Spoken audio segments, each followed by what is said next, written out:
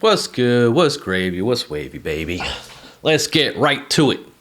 Damn you, Loki. You got me thinking about Marvel a little bit differently now. Just a little bit. I'm going to do a full video complaining about how capitalism has ruined most of the film industry, with Marvel and Disney being the leaders, but not quite yet. One warning though, spoilers ahead. I guess I'll start with an overall review, and my review isn't going to be very in-depth because, I'll be honest, I thought I was done watching the show after the second episode this season because it was just dragging so much. But I finished it for the same reason I watch most big Hollywood blockbusters nowadays, to see how far the CGI technology is coming along. As far as the story goes, these multiverse lines just feel really inconsequential to me.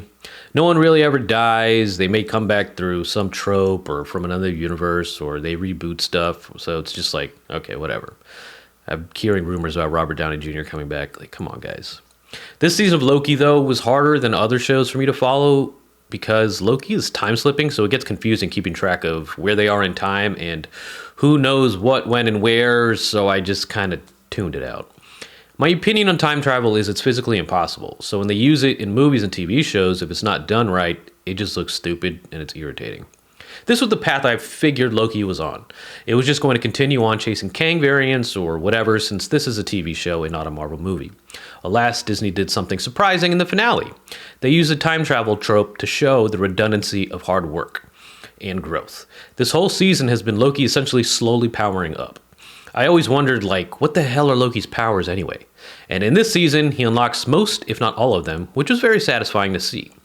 The premise is essentially Loki is trying to find a way to expand the time loom so that no new timelines have to be pruned/destroyed, in the same way that Kang has engineered them to be destroyed.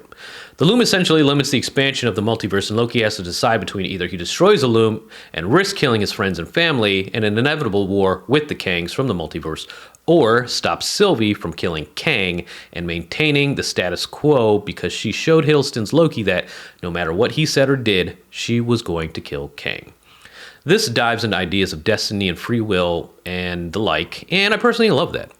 With the time travel trope, they did a great job because Loki doesn't just use it to go, to certain times and places and change things around here and there.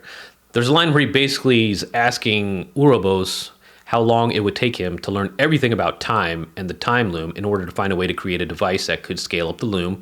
And Ouroboros, played by the great Ke Huy Quan, tells him hundreds of years. So Loki just keeps repeating the cycle for centuries until he learns all that he can. This is when things get super satisfying for me because the whole scene they kept sending in Kang's alternate to fix a loom, but the radiation was too strong, so he just kept dying. Loki says he knows what kind of god he needs to be, and that's where he goes out and you see his true power now. Loki destroys the time loom and he becomes the antithesis of Kang. He notices the timelines are all dying now, but when he holds them, he gives them strength. I don't know how they're going to fight this multiversal war, but it was a good setup.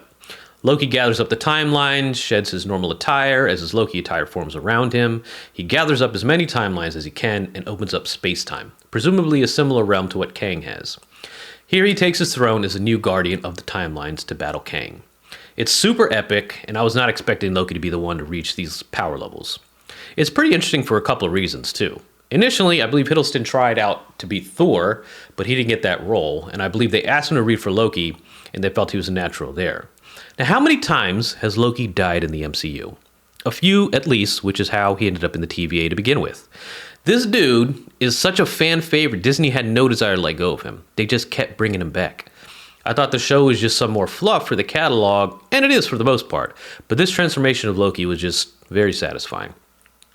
I've seen some stuff that Loki has become Yggdrasil. I don't no clue how to pronounce that. And I'm not any kind of expert on Nordic mythology, but I believe Yggdrasil is the tree of life, essentially. It is all the timelines combined. Loki is now essentially the most powerful character in the MCU. Probably the most powerful character in the MCU on the same level as Kang. The music throughout the whole series was fire. One thing Marvel does incredibly well is hire the right talent. The soundtrack, sound effects, everything is always so flawlessly executed. The CGI in this show was excellent. The writing is very par, except for a few lines here and there that remind you humans are writing this stuff. For now. One thing characters kept saying this episode was how pointless things that happened in the past were, and I just kept thinking, well, at least they are self-aware, so kudos for acknowledging that. Hiddleston shines as Loki. You see he values people around him now. His character really develops from the troublemaker to a problem solver, and ultimately he sacrifices his freedom so everyone else can fight for theirs. And Hiddleston was just perfect in this episode. He's a great actor. Jonathan Majors did what we've come to expect from him. Ridiculously great acting, so engaging and entertaining. I hope that dude gets his shit together because I want to see him keep working for a long time. Ke-Huy Quan was a great addition this season. He's just enjoyable to watch on screen. Seems like such a great guy.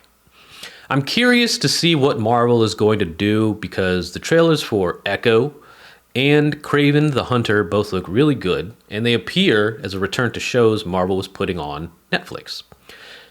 But once they switched over to Disney, you saw the graphic content go away. Also, the universe is so expansive now, I'm curious how they will bring it all together, or will movies just become episodic like TV shows? I'm looking at you, the ending to Spider-Man Across the Spider-Verse, or universe. I guess that was meant as a trilogy? I didn't know, so the cliffhanger ending just rubbed me the wrong way. And that's where my capitalism complaint comes in. If people weren't so damn greedy, the story would be primary for these movies and shows, but the primary goal is how do we string these movies along for the longest amount of time possible to get the most money out of it while introducing more toys for the kids to buy.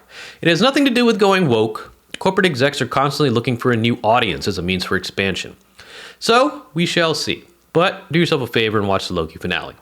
I don't think you even need to watch the rest of the season, just the finale. Maybe the episode before if you like Hiddleston. Until next time, deuces. Loki's a troublemaker. He's a god of chaos.